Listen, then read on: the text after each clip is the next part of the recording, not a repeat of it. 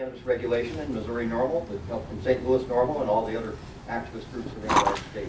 I have had the privilege of working with NORML and other allied organizations, the ACLU in particular, for it's incredible to think almost 40 years now. And I know some of you out here, George Biswell especially, who drove over from Kansas City this morning, been in the movement just as long.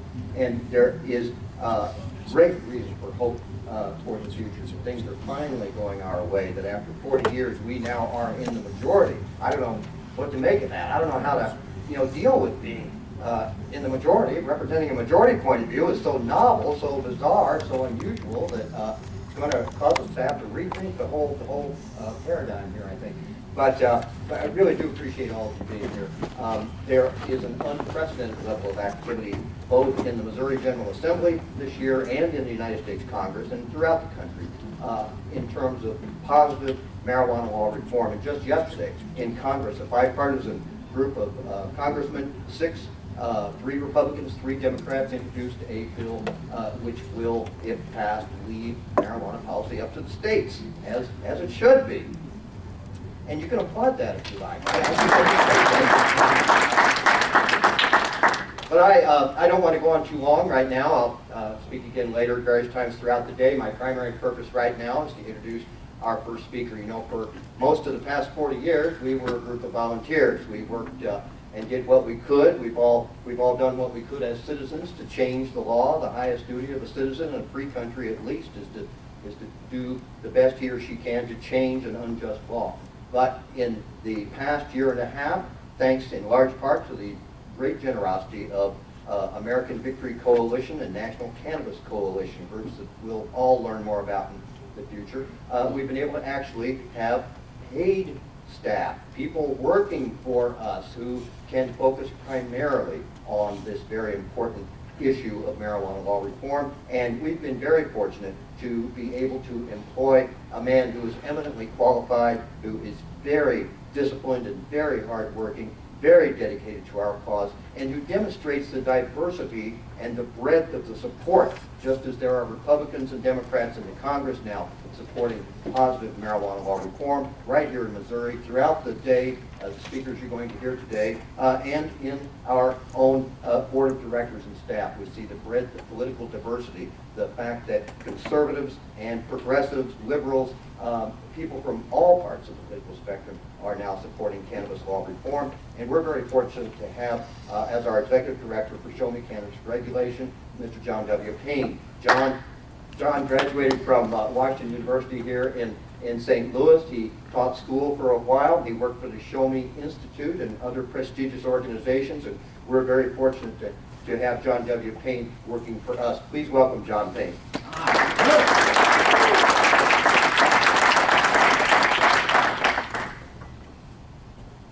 Thank you, Dan. So around 8 o'clock last night, I was, relaxing with the rest of the board of directors at Sandrina's bar that I like, and I realized I had gotten pretty much everything done for the conference, but I had half an hour of remarks that I was scheduled to give, and I hadn't written anything.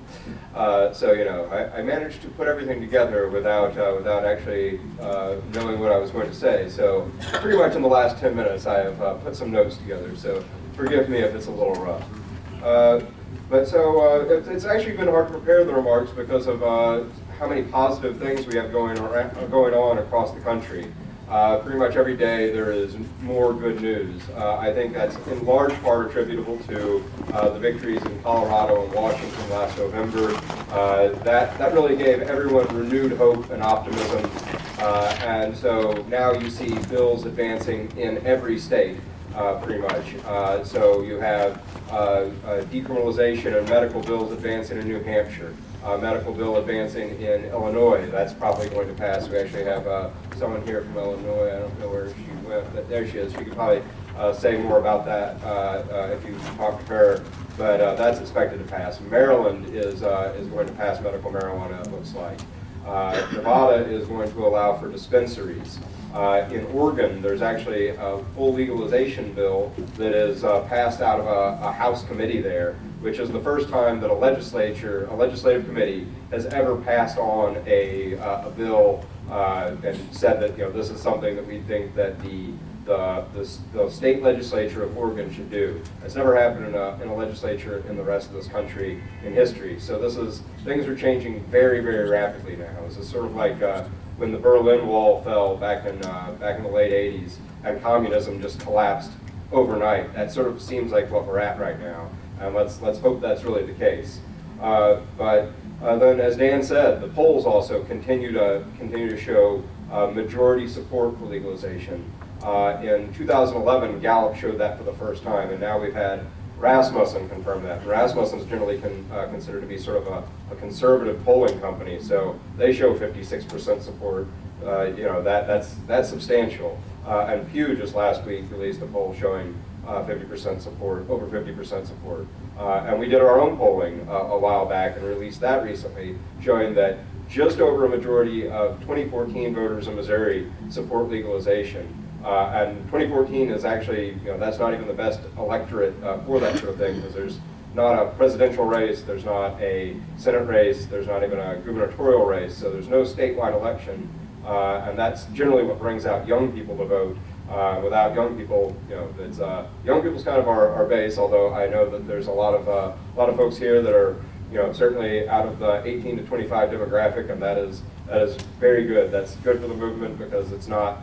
As I was talking to Terry Lawson a little bit earlier, we can't that way we can't just be dismissed as a bunch of young radicals. But this is a rapidly changing situation, and it's moving steadily in our favor.